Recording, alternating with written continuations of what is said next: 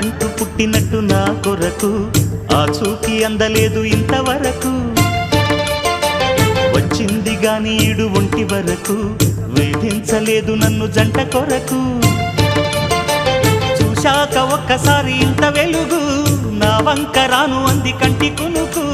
ఈ అల్లరి గారడి నీ లీల అనుకోనా, నీ పేరు ప్రేమ అవునా, ఇవాళే నిన్ను పోల్చుకున్నా.